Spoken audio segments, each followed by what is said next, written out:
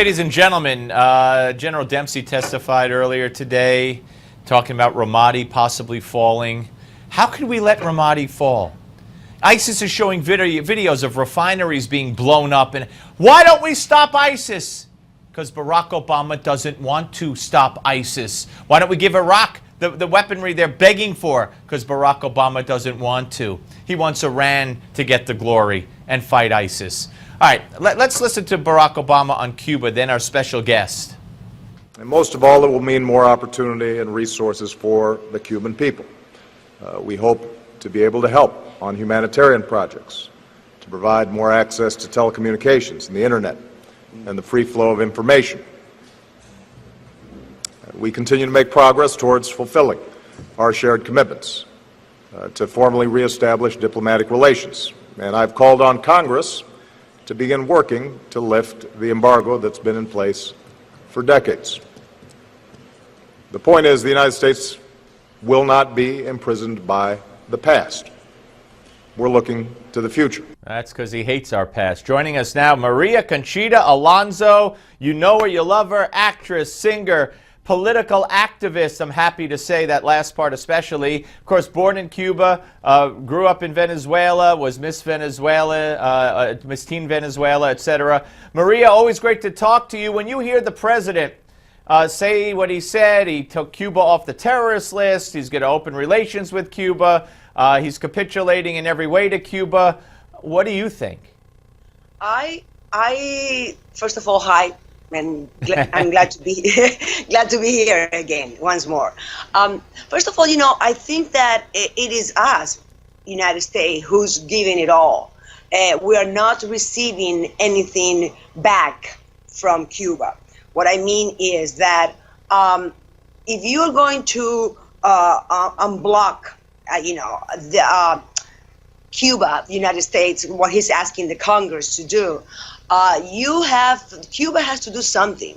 What's happening now is that he is giving the regime, the communist regime, more power, and more money will come in, but not the people, but for the regime. Right, right. I mean, his argument is we're going to spread democracy by showing the Cuban people what democracy is by letting all this stuff in. But they're only going to let this money and these glimpses of democracy go where they want it to go, right? That is correct. Cuba has never lacked absolutely nothing for the tourists and for the castristas. What does that mean? That you can find anything for them, any food, any medicine, any jewelry, anything, because Cuba has never stopped doing business with Europe, with Canada, other countries. I think what's important first is that the United States should say, okay, we'll do all these great things that we plan to do, but you got to free the political prisoners. But you got to give permission to the Cubans to travel if they want to travel without asking permission to the regime. That you allow them to open a little store or a little business on their own and not having to to depend on the Cuban regime. I have friends that are from Cuba that just left just now. I have friends that are over there, and they are not happy. They're not happy because they said this is giving the regime, as I just said, more power, and nothing has changed for the normal people. Yeah, no, that it was. So what do you think it is about Obama? Do you think he doesn't understand this? Or based on how he's dealing with Iran and now Cuba, do you think that that's just who he is? You know, I really don't, I don't think that it's not like that he doesn't understand it. I mean, he's not a stupid man, and the people that surround him could, make him open his eyes if he wouldn't understand something.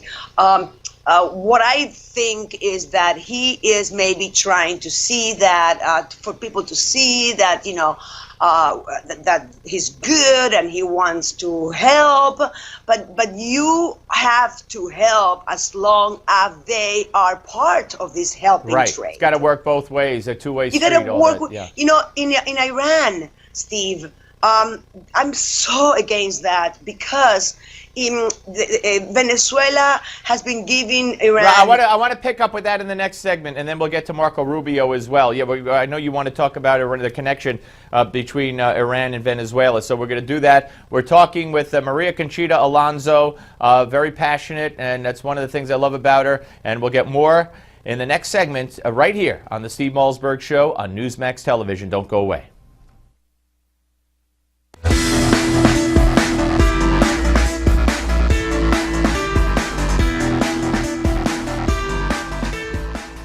All right, folks, we're back with Maria Conchita Alonso here on the Steve Malzberg Show. All right, I want you to talk about the connection between Venezuela and Iran, and you were mentioning that before we went to the break, Maria.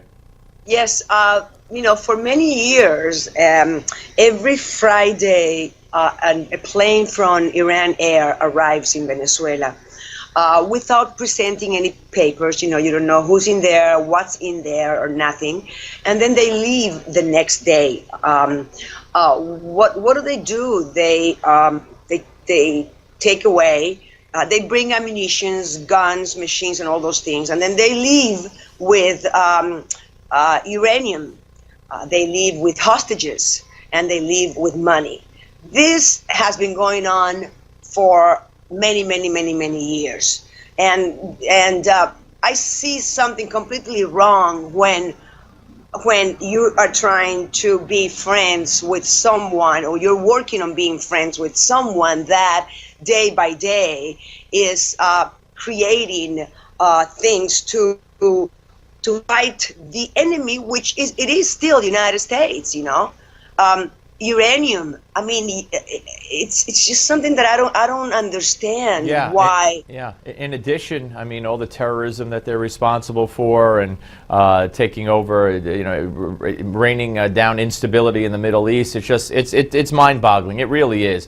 Let me ask you about Marco Rubio. His parents, great story. He's a great story. Cuban immigrants, the whole thing.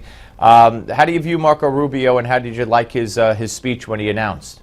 I really liked him. I met him last year, and we had a nice conversation. I like him because he's very young, but with a lot of experience. He has more experience than what Obama had when he became president. I like him because he's a family man, but he's very strong. He's into God, but also he is into protecting United States and not only United States but Latin America, because him having Cuban parents, immigrants who came here, and look where he is right now. He knows absolutely what's going on in Latin America, that we have to pay attention because all of the United States enemies are in Latin America. China is in Venezuela, Iran, Russia. And they're next door, and I've been saying this for so many years, and Marco Rubio knows that. Marco Rubio knows also that we have to be more, stronger. United States have to be stronger and achieve again that power that this country always had. We have to believe in love and peace.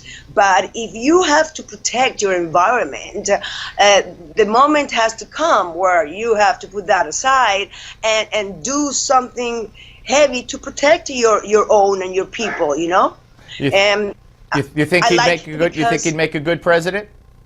I sure do. I do believe that he makes a good president because he's really not an extremist. And sometimes being an extremist from either side, it is bad. You have to you have to understand and be open, but you have to protect what you are and who you are and your people. Let me ask you, you're familiar with Morning Joe on MSNBC? Mika Brzezinski, the other day, she was referring to Hillary and comparing Hillary and her accomplishments to Marco Rubio, and she said next to Hillary, Marco Rubio is a boy. You know, I believe in boys that are smart, that have experience, that have people around them, giving protecting him and advising him. I believe that he has a lot of power around him that will do nothing but help, the country through him. It doesn't really matter what number you have, what age number you have, but what you have done. And I think he's done a lot. I think he's concentrating, and he's been concentrating and preparing himself for this moment. And I'm closer to Hillary's age than Marco's age, but no one would ever know that, Maria. No one would ever know that. Okay, I take it back. Listen, I only got 30 seconds. Was it inappropriate for her to call him a boy? No, because also I don't think it was inappropriate of him to call him that she's from the past. It's both things are true, but both things have some both things have some truth to it. Gotcha. Listen, I love the fact that your dog is so quiet and well behaved. And I love the fact that you come on with us, and we'll see you soon. Thank you. See you soon. Thank you, Steve. Bye, everybody. Maria Conchita Alonso. We're coming back, folks. Don't go away.